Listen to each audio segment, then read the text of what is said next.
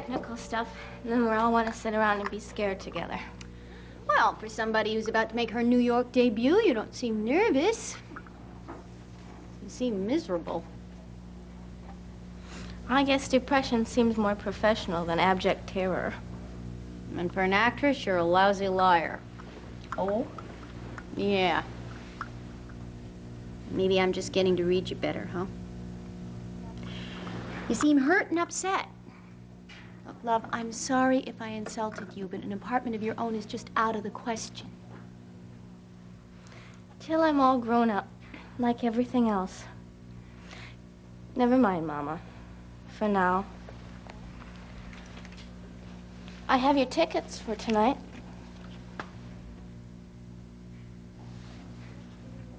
Darling, I think not. You mean you're not gonna come? I've given it a great deal of thought. Yeah, we all know how much thought you've given it. An awful lot. All about how I might be right about this production and you could turn out to be wrong. I mean, I could even turn out to actually be a success. You couldn't take that, could you? Kimberly, please believe me. I want you to be a success. I want it so badly that I don't want anything negative coming at you from that audience, and there would be, I promise you, if I saw you march out on that stage half partially undraped. That's wonderful. Did you sit up all night trying to think of that excuse? No, my mother won't be there. We don't meet her artistic standards. My mother, she hates openings. You don't need me, Kimberly. You've told me so before. Damn straight I don't. And why should I? I never did before. Not when I graduated from the 8th grade, not on Parents' Day, not at Christmas more than once in 7 years, not when I was sick, not any time when I was growing up. I didn't need my mother then, and I don't need her now. Kimberly, please. And I certainly don't need her on my birthday. Oh, no. It isn't. Nana forgot to call and remind you.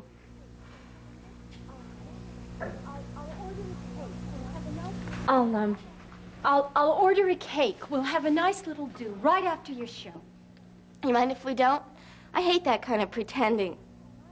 Kim, I'm so sorry. I've got a secretary who reminds me of things like that, and in your case, Nana. I'm sorry, too. It would have been nice to have somebody remember my 18th birthday. And it would have been nice to have somebody come to my first New York opening. Kimberly, I can't tell you how sorry I am about your birthday. I feel just terrible about it, but I will not lie and pretend to you that I miss seeing that show. Fine. That's just fine with me. Give it to the chauffeur. Tell him it's rated X.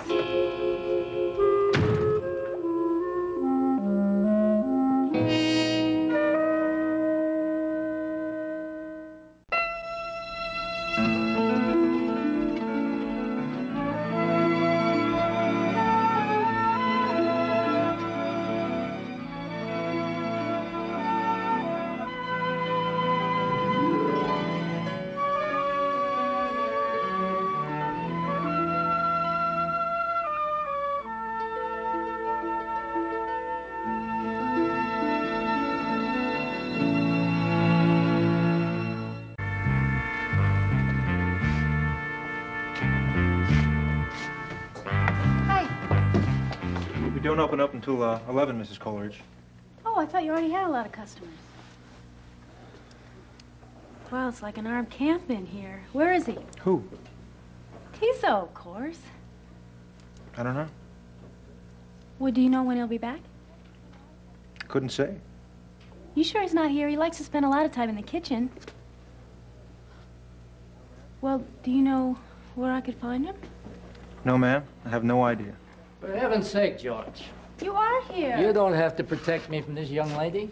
I'm delighted to see you, Delia. Well, me too, to see you. As a matter of fact, I'm sorry that you chose to move out from Siobhan and Joyce. Oh, well, don't you think they deserve a little peace and quiet? And privacy, I mean. After all, newlyweds. Well, I suppose. But I'm just selfish enough to enjoy seeing you every day. Well, that's nice of you. Can we talk? Of course. So rude. Come, sit down. Some coffee? No, thanks. I feel a little shaky.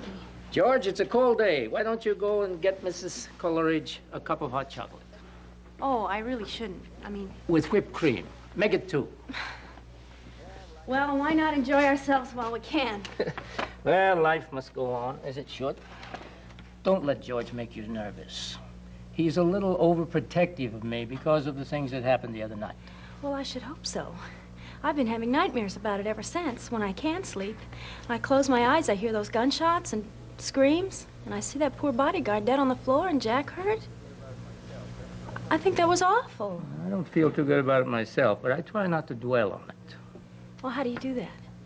Well, I think of other things. I go about my business. That's exactly what I've been trying to do. And I keep running up against the same problem, and that's why I'm here. Our deal, the restaurant, I've had some second thoughts. Well, I suppose it's natural, you not wanting to associate with me after what has happened. Oh, no, I don't mean it like that. Thank you. I like you. I mean, even if those people shooting at you don't. Anyway, you're supposed to be a silent partner. That's right. But I'm nervous. Because things do happen, don't they? And, well, a restaurant in the park, being there alone would scare me. You won't be alone. Successful restaurant has customers. Staff, certainly. Yeah, but not all the time. I've been around Johnny Mave enough years to know that, you know, there's a lot to do after hours, after the help leaves. And there's 2 of them. There's only 1 of me. Possibly there should be someone else. Exactly. And I know just the right person. Oh, go on. My brother, Bobby. Brother, the ex-policeman? Yeah, that's him. He is so good. He's so sensible and so reliable. Not big on imagination, but I've got that. And he does know how to run things. He ran things for Frank Ryan in Washington, huh? That's right.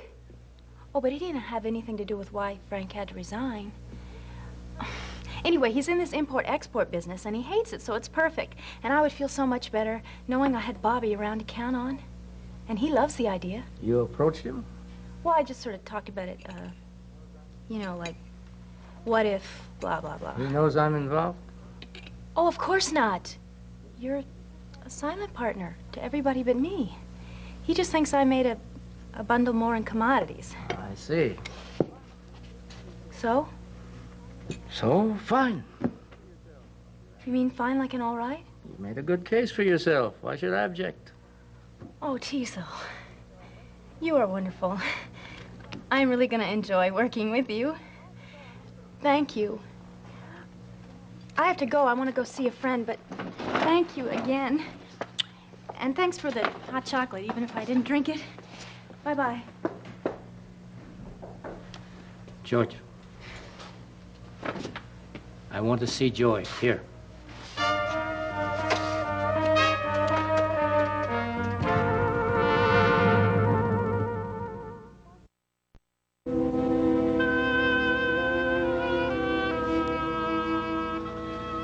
You know, I keep thinking, insanely, of course, that if Mary were here, she'd just plunge in and fix it all. Gang war in Brooklyn and her sister in the middle of it, whoa. She'd probably go out there, grab Teasel by the collar and say, look, buddy, things like that just don't happen in this family. Well, she wasn't afraid of anyone or anything. Yeah, she was. But she just did what she felt she had to, primarily because she believed she could fix anything. She usually did. Yeah. Yeah. I tell you, if she were here, Jack and Da wouldn't be over there tearing each other apart right now.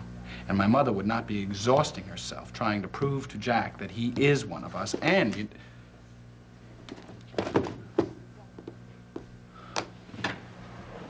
What? I don't know. I'm sure it's egocentric as hell.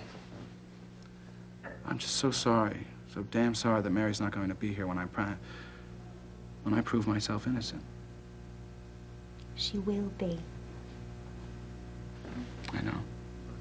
I know, but I wanted to see her do a Channel 1 exclusive, you know, bursting with it, announcing that Senator Ryan today produced conclusive evidence that he is innocent of any political favor selling. Frank, she knew that. She never doubted you for one moment. I know. St. Francis to the end for Mary, right? Mm-hmm. You know, she swore she had taken me off that pedestal. But she still counted on me.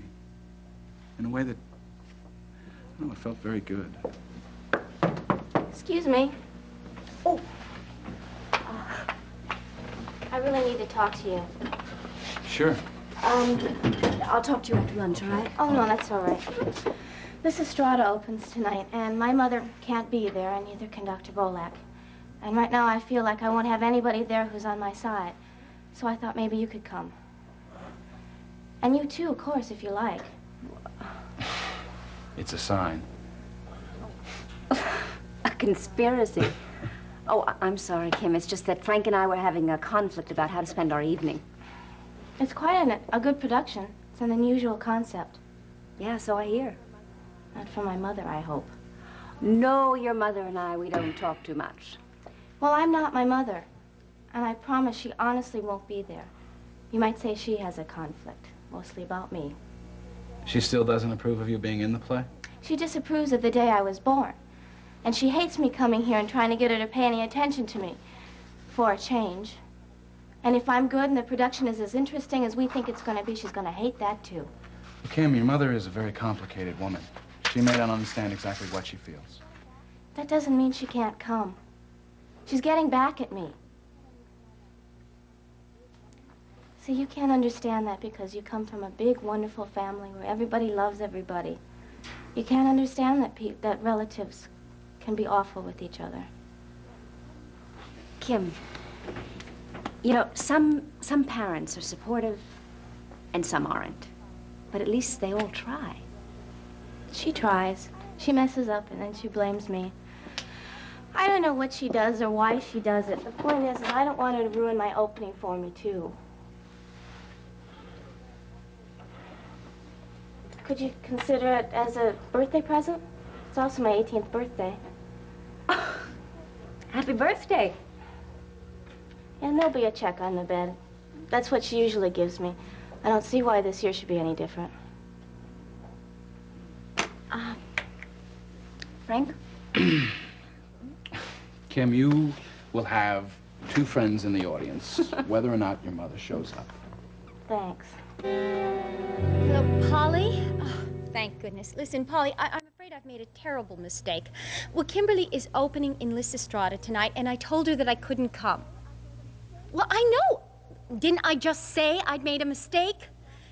And to make matters worse, I completely forgot that today is her 18th birthday. Well, I know that, but Mother always reminds... Anyway, Polly, the point is that I have to go tonight. Can you please come with me? I'm going to need somebody to hold on to, probably to hold me down. Can't you just get away for one day? Well, I sure do hope he's worth it. No, I'm sorry. No, I'm sorry, dear. Really, I don't know. I guess I'll just have to go alone.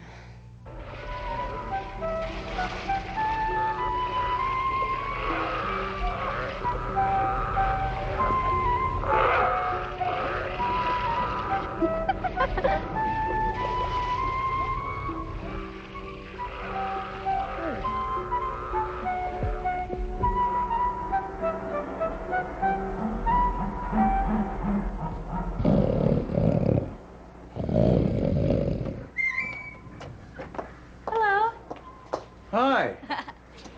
Hey, Prince Albert. What does that mean? I'm afraid it means Albert isn't in a very good mood today.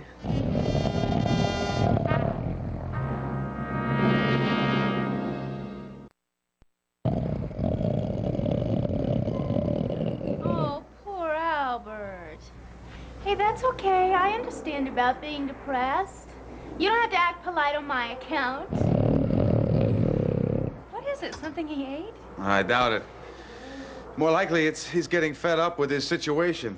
He'd much rather be out swinging through the underbrush, preferably toward a lady gorilla. Well, I thought you said he'd been in the zoo since he was a baby. Yes, but remember, he wasn't born in captivity. Somewhere he has a memory of what it was like to be free. That's so sad. I think I've been envying him. How do you mean? Well, he's taken care of, and he's got structure. to his life. I've got all this freedom, and I don't know what to do with it. Maybe he and I should change places. Oh, we get a larger crowd in here. He likes the idea. Well, I don't think I'd really want to stay here. I like to come here, though. It takes me away from my troubles. Great. I'd be happy to take you further away if you'd like. Now, luncheon invitation still stands. Oh, we could make it dinner. Listen, I don't always talk about only gorillas. Out on the streets, I'm just an ordinary Homo sapien. I'm sure, but to tell you the truth, I'm sort of off all relationships. It gets too complicated, and I'm terrible at it. My last 3 or 4 were real disasters. I'm sorry. Maybe you haven't met the right person. It's too exhausting to look. I think I should be alone for a while. Or else Prince Albert should be the only man in my life. Oh, I forgot. I brought him a present. Do you think he'll like it? Well, I don't know. Let's see. Be right back. Hey, Prince Albert. I brought you something. Look over there.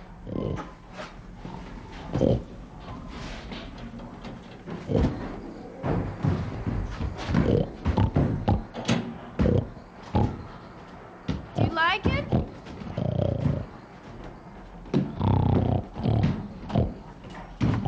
don't think he likes it. We'll give him time. He can't figure out if it's friend or foe. There he goes. I hoped he'd like it. It's hard to know what to get for him. He's touched. So am I. I can't remember anyone ever bringing him a present besides you. Well, I thought I should get better acquainted since I'm going to be seeing him more. I'm opening a business in the park.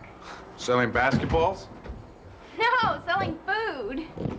Let me guess. You're not the Franks and sauerkraut type. A falafel stand. Cotton candy and knishes? No, a real restaurant. Very fancy. All the posh people will be there. Well, we won't be open for a while. My brother's going to help me run it, but I'll be mostly in charge. There's so much to do. Organizing, decorating, and staff. I don't know where I'm going to find the right people. Maybe I could send some of my friends from here. Albert's a little large, but the Chimps would make good busboys. Stop it. Listen, don't laugh. They'd be great help. They're loyal, tolerant, straightforward. I'd back my charges any day. And they're saner than most of the people I know. Oh, really? Well, at least with an animal, you always know where you stand.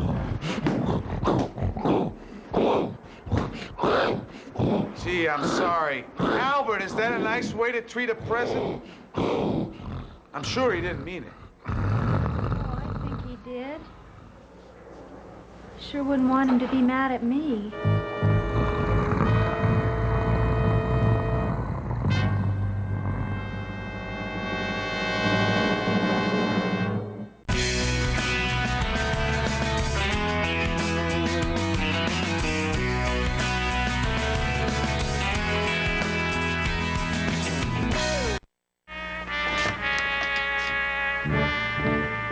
What's up? Nothing on that score.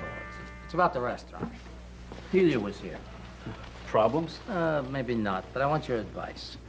It seems she's getting cold feet about running the place by herself. She just nervous because of recent events. That's understandable. She needs help. She wants somebody to lean on. Shouldn't be difficult. Pick someone out. She already has, only not one of our people. Her brother. Bob Reed? Yes, the ex-detective. What do you think of him? For ordinary purposes, he's a good man. You've met him, right? Big, kind of bearish-looking guy, quiet-spoken, very straight, smart, and decent. Of course. Family man? A bachelor. Siobhan tells me he carried a torch for Mary Ryan for years. Too bad. What'd you say to Dee? I told her yes for the time being. She'd have pulled out of the deal otherwise. But if it's a bad idea, I'll make other arrangements. What do you think? An ex-cop should give the place a good reputation. He'll invite his buddies, they'll enjoy themselves, and leave it alone. That's exactly my thinking. Why'd you ask? Because I value your opinion. And I think it's time we checked each other for how we think. With Bob Reed on the premises, we'll be kept on our toes. Nothing we can't handle. I wish it were our worst problem. Have Wally's people made any moves? My negotiations are going well. Some of them take more convincing than others. You got some support you didn't count on. His support is not so good because they missed his target. But we have a lot of people on the street who'll take care of things. Just don't you worry. I am worried about my wife. Have you explained to Siobhan that she'll be safe if she stays at home? Sure. She's safe. She's also scared and miserable. And let's face it, I didn't marry a stay-at-home type. She has a job and a family she stays in touch with. Siobhan's a modern woman, and she has lots of guts. But, Joey, I think from now on you should be an old-fashioned husband. Keep her in line, for her own sake. I'll try to straighten things out here so that you two can lead your lives again.